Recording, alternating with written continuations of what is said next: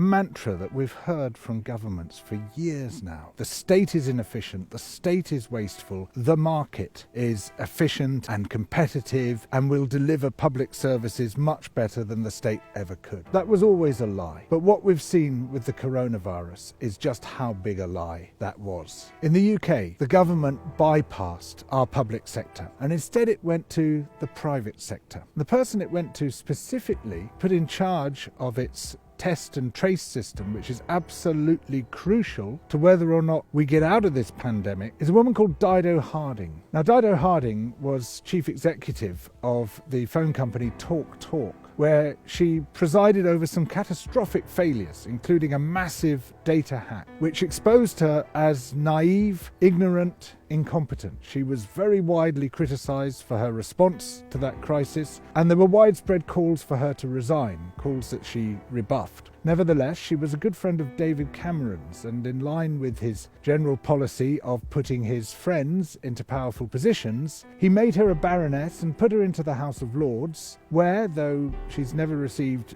any votes from us, she legislates apparently on our behalf and in our name. She also was appointed to the board of the Jockey Club, responsible for the Cheltenham Racing Festival. And in March of 2020, after we began to realise just how dangerous the pandemic was, the Jockey Club decided to go ahead with the Cheltenham Racing Festival, and 250,000 people attended. It's since been described as a super spreader event. Nevertheless, the government then appointed Dido Harding as head of its test and trace programme, this crucial programme whose purpose is to ensure that the coronavirus doesn't spread through the community. And alongside Dido Harding, all sorts of other private sector entities came in. Deloitte, Serco, McKinsey, and these companies have been mopping up vast contracts. In some cases, their consultants have each been paid £6,000 a day to help run this test and trace programme, on which our health, in fact even our lives, may depend. And the result? Catastrophic failure. It has failed so catastrophically that we're now going back into partial lockdown because we have a major second wave which isn't being effectively campaigned because we don't have an effective test and trace system. And so much money has been misspent. Some of the companies which have been given massive contracts without competitive tendering, just given them with a tap on the shoulder, a nudge and a wink, those companies turn out to have very close relationships with key people within and around the government. Under Boris Johnson and under many other governments of that stamp, the Treasury becomes a giant kitty for their chums. If we look at the contractors who are making a killing from the coronavirus, we see Serco, which is run by the brother of a former Tory MP, grandson of Winston Churchill, very well politically connected, its former head of PR. Edward Argar is now a health minister in the government. We see Deloitte hand in glove with government for a long time. We see McKinsey, which is almost a route into government. It's where Dido Harding used to work. It's where she met her husband, benefited from incredibly lucrative contracts. And then we see a whole series of extraordinary contracts given to companies which seem to have no background in that field, but do seem to be very well connected to crucial figures within the Conservative Party. So you might say, there might be something wrong here. Is this corruption? Is there dodgy dealing happening? The obvious person to go to is the government's anti-corruption champion. Just one problem. The government's anti-corruption champion is John Penrose MP, Dido Harding's husband.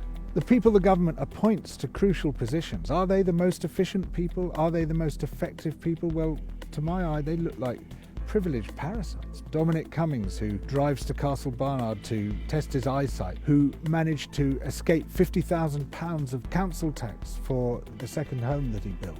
These people are not those who best represent the public interest in public affairs. It's all reminiscent of the reign of George I, who gave his favourites these military procurement contracts, which made them into extremely rich people, who then created lineages which persist to this day. Now, I don't in any way blame people for their ancestors and their antecedents. That would be completely irrational. But it is worth looking at how people acquired the social position which led to them getting appointed to these crucial roles. I mean, Dominic Cummings, he didn't have to be interviewed for his job. Dido Harding didn't have to be interviewed for her job. They just get a tap on the shoulder. You and I are not going to get that tap on the shoulder because we're not part of that gilded circle. So how do you become part of this gilded circle? Well, in Dido Harding's case, it's because her grandfather was given a hereditary peerage. He was made a baron, and it meant that his son would be a baron and his son would be a baron, and he was given that hereditary peerage for his colonial services. I think we know what that means. He was put in charge of suppressing the insurgency in Malaya. He was also a key advisor on suppressing the insurgency in Kenya, and he was in charge as governor of Cyprus of suppressing the insurgency there. In other words, he was sent around the world to crush anti-colonial rebellions, and he did so with the help of torture, murder, and concentration camps. For this, he was given a hereditary peerage. Now, one of the people he advised and worked with in Kenya was Sir Evelyn Baring, who set up the system of concentration camps into which almost the entire population of the Kikuyu people were herded, and in which vast numbers were murdered, many others were tortured, many were mutilated, some were burnt to death, some were kicked to death. And he too was made a hereditary peer for his colonial services. Sir Evelyn Baring is the grandfather-in-law of Dominic Cummings. So these antecedents projected those grandchildren into that gilded circle of power, from which they were then chosen and given these crucial government appointments. The great contest in any political system is between the power of people and the power of money. It's a constant struggle to drag your system away from the power of money and into the hands of the people. When Boris Johnson talks about the market, when Mrs. Thatcher talked about the market, Ronald Reagan talked about the market is a euphemism for the power of money. And the power of money is not a neutral power. It's not a power that we all share. It's a power that is concentrated into the hands of those who have the most money. In other words, the market is a euphemism for oligarchy. And when Boris Johnson talks about shifting things out of the public sector and into the market, he's talking about shifting things away from democracy towards an oligarchy.